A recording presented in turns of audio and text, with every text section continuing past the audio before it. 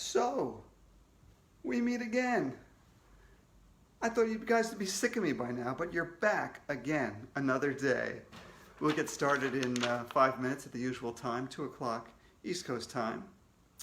And I do thank you for coming back. I would think you'd be sick of me by now. We've done this a lot. But thanks for coming back, to Ian and Erica, Rashid and Anesh, all you guys for coming back. It means so much to me. Really appreciate it. And the Phillips kids in Alabama, you're here every time. You're really supporting me. And Tyler in New York, I've seen your name before. And Reed in New Jersey. Winona, always here. Thank you, Winona. And Claire and Connor from Tennessee. Braden and Michaela, I see your name every day. Xavier, I feel like we're becoming old friends. Jack and John. And Ian from Edmond, Oklahoma. I haven't seen that name before. Javen and Johan. See it all the time. Alex in Michigan. Glad you could make it. Daniel and Ginny Beth in Alabama. Adi and Abby in Massachusetts. And Amelia and Jacob from Roselle Park, New Jersey. Never sick of me. The Maslowski kids are here from Fresno. Isabella in Erie, PA. Aaron and Eden. Bridget and Abigail. Aaliyah and Alexandra in Michigan. Lyra is here. Maya and Jay. We're going to get started in about 3 minutes. The Markwood crew. Lynn in Mineola. Matthew and Ryan. Still not sick of me. Srikar in India. Okay. It's almost bedtime for Srikar in India. JD and Michelle in South Carolina. And Alex, I think that's Alex. William, Abby, and Isabel. Nathan in South Texas. Never hear of anybody in North Texas. Alex and Zach in New Jersey. Shimon from Greenwich, Connecticut. JJ and Jet. Sounds like a book series. Finley and Fisher. Sounds like a cartoon show. Jim is watching, of course. Glad to see you, Jim. Philip's here. Okay.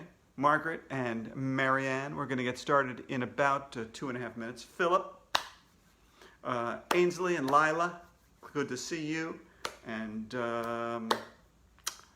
Grant in Virginia comes all the time. Maya and Jay.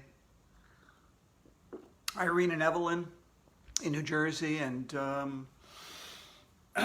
Cooper and Hudson. Oh, Cooper. Perfect book for you, Cooper. Raina, I think it is, and Philip. We're going to get started. We got less than 2 minutes to go. Aiden and Ariana, the Hajars. Molly's here. And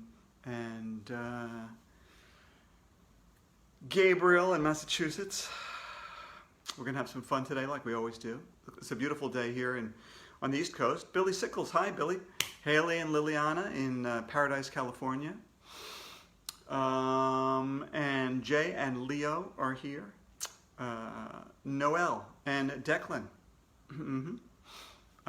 Tahina, I didn't catch that one, sorry. Raina hasn't missed a day, neither have I. Colin and Cora in Illinois. We got almost like a little bit more than 1 minute to go, and then we'll get started. There's 113 of us here. You still have time to call your friends, your nephews, your nieces, your cousins, your uncles, your aunts, your grandparents, your enemies. Get them in here too. Sonny, the bunny.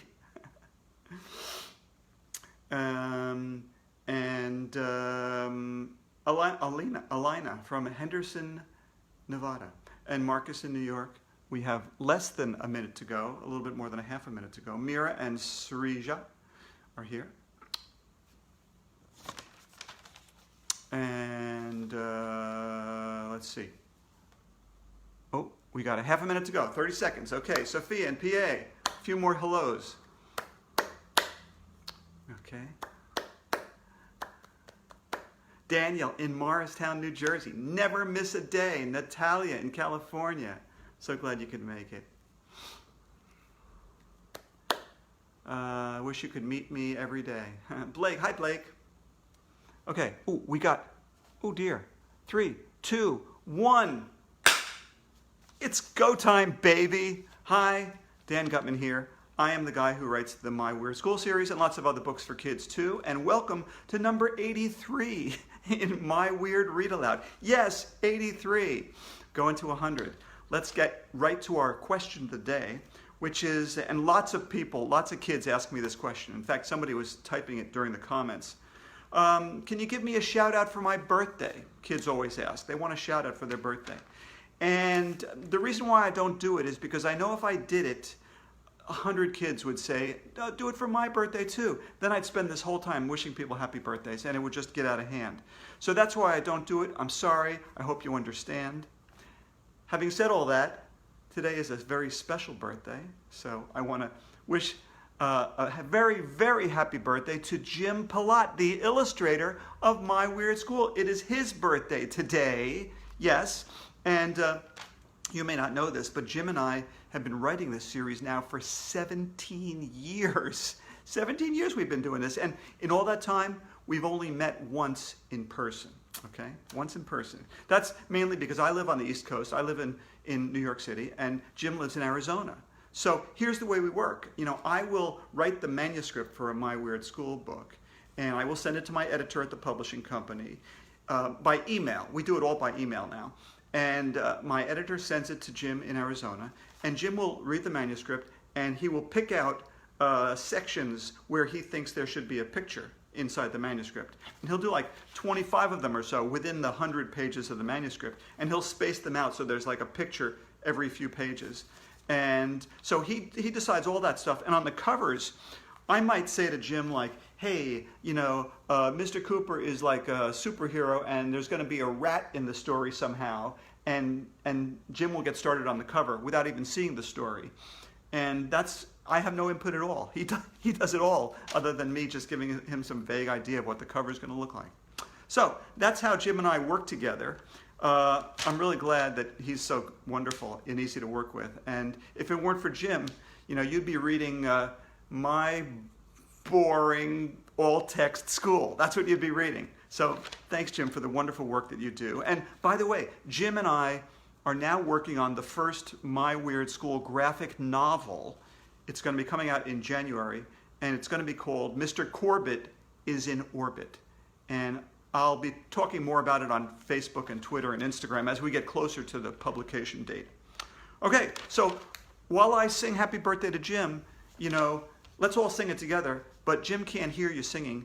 But if you type a little hello message, happy birthday message, I'm sure he would appreciate that. So, happy birthday to you. Happy birthday to you. Happy birthday, dear Jim. Happy birthday to you. Thanks, Jim. Okay, so let's get to our book of the week, all right? Which is Mr. Cooper is Super. If you've been following along, you know what's going on. Mr. Cooper is the new third grade teacher. The first 4 chapters were getting rid of the old third grade teacher, Mr. Granite, who an alien spaceship came and took him back to his home planet, Etanarg. And Mr. Cooper thinks he's a superhero. You know, he wears a cape, and he claims he can see through walls as long as they have windows in them. And let's see, he can fly, but only on Wednesdays. And he could prove that he has invisibility because you didn't see him until he showed up. So the one thing he does actually prove his superpower is that he can make you think of anything he wants you to think. So he tells the kids to think about a pink elephant wearing a tutu and holding an umbrella while singing John Jacob Jingleheimer Schmidt. So that's where we left off, and now we're going to pick it up in chapter 7, which is titled Ratman. You guys ready?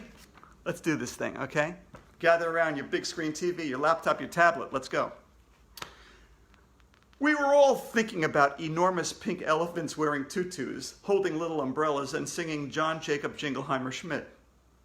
Mr. Cooper told us he would be back in a minute, and he stepped out of the room. Me and Michael and Ryan got up and shook our butts at the class. Everybody laughed except for Andrea and Emily, who just rolled their eyes. A minute later, Mr. Cooper came running back into the room. This time, he almost knocked over the computer in the corner and fell down again. Man, for a superhero, Mr. Cooper falls down a lot. He was wearing a different costume this time. There was a big R on his cape. He also had a wedge of cheese hanging off his belt. That was weird. "Behold," he announced, "I am Ratman." "Ratman?" I said. "I thought you were Cooper Man." "That must have been some other guy," said Mr. Cooper. "I am Ratman, and I have come to teach you about rats." "What? Rats? Why do we have to learn about rats?" Andrea asked. "I think rats are disgusting." "No, they're not," said Mr. Cooper as he stepped into the hallway and came back with a big cage in his hand. "Rats are fascinating animals." And here's Jim's picture of Mr. Cooper coming back into the classroom with a cage with rats in it. "Eek!" screamed all the girls, except for Alexia. "He has live rats! Gross!" "Cool!" yelled all the boys and Alexia. "Male rats are called bucks," Mr. Cooper said as he took one of the rats out of the cage and petted it. "Females are called does, and babies are called kittens or pups. But I call this one Wilbur." The girls were freaking out, but Wilbur didn't seem all that scary to me. Mr. Cooper told us that rats are smart, friendly, and social. When a rat gets sick, its rat friends will even take care of it. He told us lots of other neat stuff about rats, too. "Do you want to pet Wilbur?" asked Mr. Cooper. "No!" shouted all the girls. "Yes!" shouted all the boys. "Oh, come on," said Mr. Cooper. "I bet at least one of the girls must be brave enough to pet Wilbur." "I'll do it," said little Miss Perfect, who will do anything to impress a teacher. Andrea scrunched up her eyes, and Mr. Cooper carefully put Wilbur in her hands. "See, Wilbur really likes you," said Mr. Cooper. That's when the most amazing thing in the history of the world happened. Andrea must have twitched or something, because Wilbur jumped off her hand, landed on the floor, and ran away. "Eek!" everybody shrieked. And here's Jim's picture of Wilbur jumping off of Andrea's hand and running away. Wilbur ran toward the back of the room. "Calm down, everyone," said Mr. Cooper. "Please calm down. There's a loose rat in the class. Run for your lives." We were all freaking out. It was just a rat. What's the big deal? "I'll get him," said Andrea. Everybody was running around like the earth had been hit by an asteroid or something. Half the class was chasing Wilbur, and the other half of the class was running away from him. Here's just the feet of everybody running around with Wilbur. Finally, Andrea and I cornered Wilbur in the corner. If you're going to corner something, it should be in a corner. That's the first rule of cornering stuff. Wilbur looked at Andrea. Wilbur looked at me. "Put your lunchbox over him, Arlo," said Andrea. She calls me by my real name because she knows I don't like it. "I'm not putting my lunchbox over a rat," I told her. "Why don't you put your lunchbox over him?" "I don't have my lunchbox today," Andrea said. "I'm buying lunch in the vomitorium." "Well, use your pencil case," I told Andrea. "I'm not putting my pencil case over a rat," she replied. "Why don't you use your pencil case?" We went back and forth like that for a while. Wilbur was still cornered in the corner. He looked nervous. And you'll never believe who walked into the door at that moment. Nobody. It would hurt if you walked into a door, but you'll never believe who walked into the doorway. It was Mr. Klutz. "How are you kids making out?" he asked. "Ew, gross!" Everybody started choking and gagging because Mr. Klutz said making out again. "We're learning about rats," said Mr. Cooper, "but one of them seems to have escaped." You brought live rats to school with you?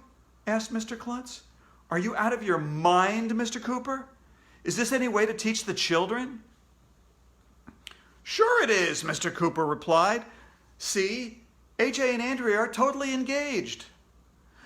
Ooh, Ryan said. AJ and Andrea are engaged. When are you two going to get married? Asked Michael. If those guys weren't my best friends, I would hate them. All right, that's chapter 7.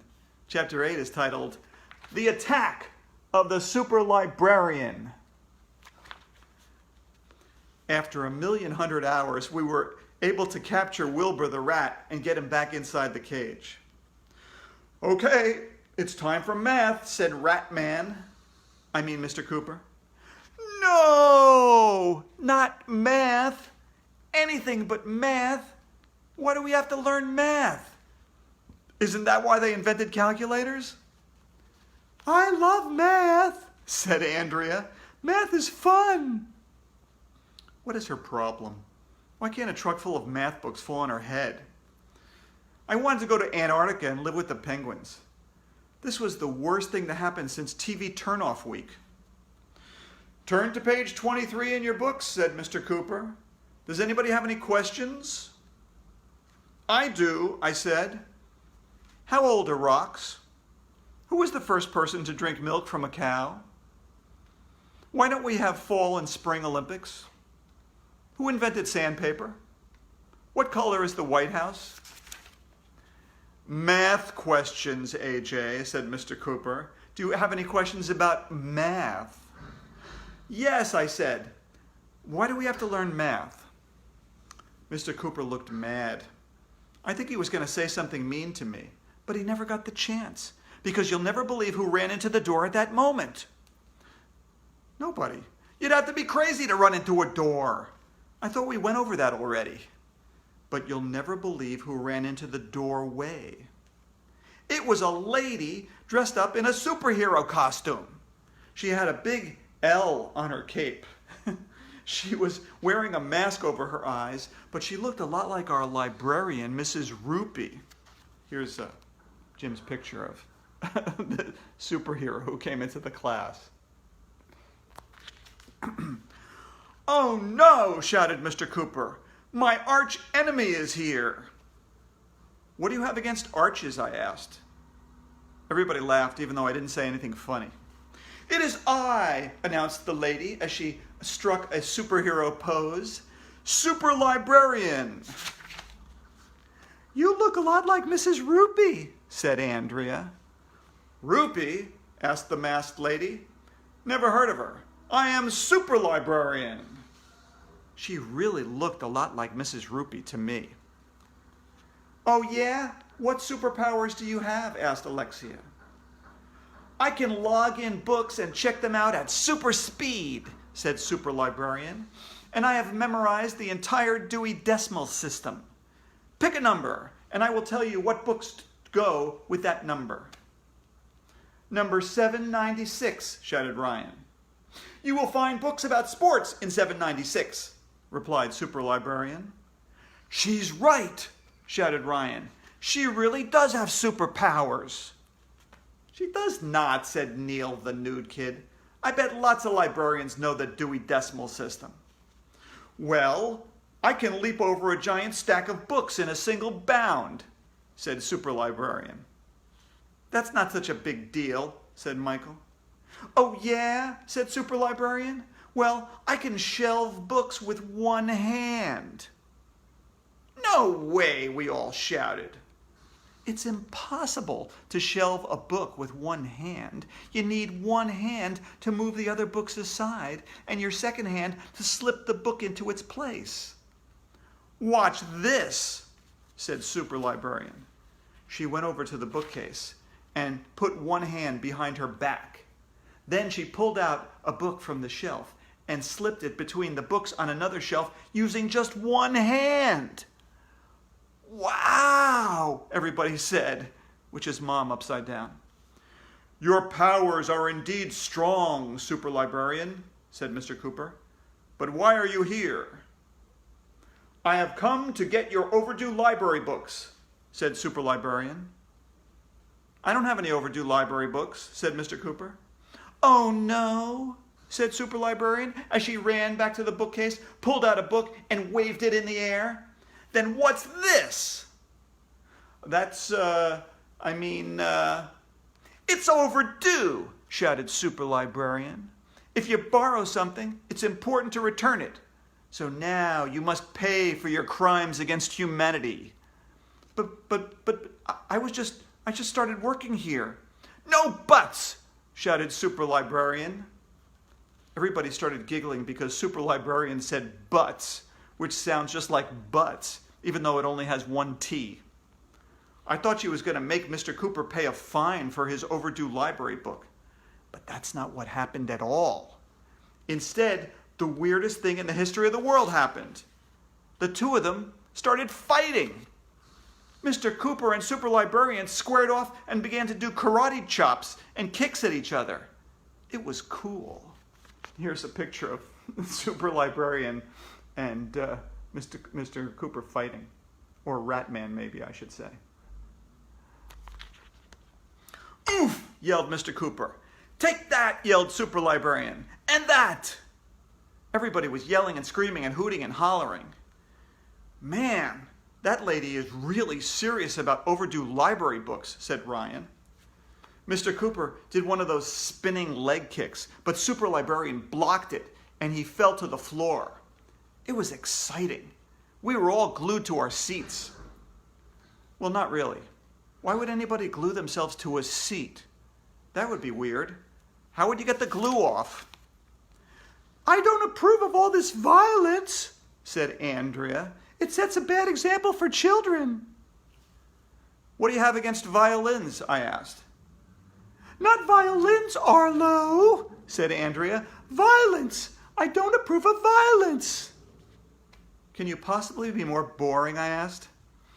After a few more vicious karate chops and kicks, Mr. Cooper fell down again. Superlibrarian jumped on top of him and pinned him to the floor. And here's Mr. Cooper pinned to the floor by Superlibrarian. Say uncle, shouted Superlibrarian. Uncle, uncle, groaned Mr. Cooper. Superlibrarian got off of Mr. Cooper and helped him stand up. I'll take this book back to the library, where it belongs, said Superlibrarian. I'm sorry it was overdue, said Mr. Cooper. I accept your apology, said Superlibrarian. See that it doesn't happen again. And I hope you kids will be sure to always return your books to the library. If you don't, you will face the wrath of Superlibrarian. Then she picked up the overdue book and dashed out of the room. Mrs. Rupee is loopy.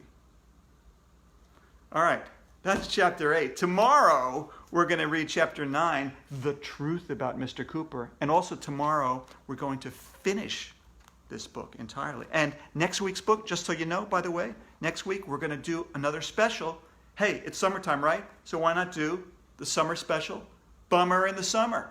That's next week's book. All right, but before we go, how about a joke of the day? Ready for the joke of the day? Here it is. This is from Lizzie in Ohio. And Lizzie says, why did the tomato blush? Why did the tomato blush? Because it saw the salad dressing. Get it? All right. Okay, so listen, let's thank Josh Salzman and Ryan Cunningham for our theme song. You know it, you love it. Let's do it in honor of Jim's birthday. Ready?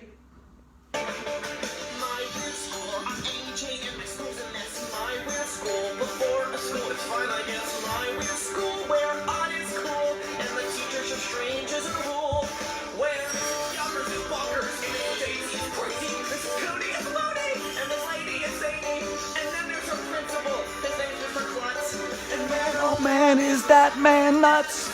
My weird school, a million hundred hours long. My weird school, where normal things do not belong. My weird school, where art is cool, and the teachers are strange as a rule.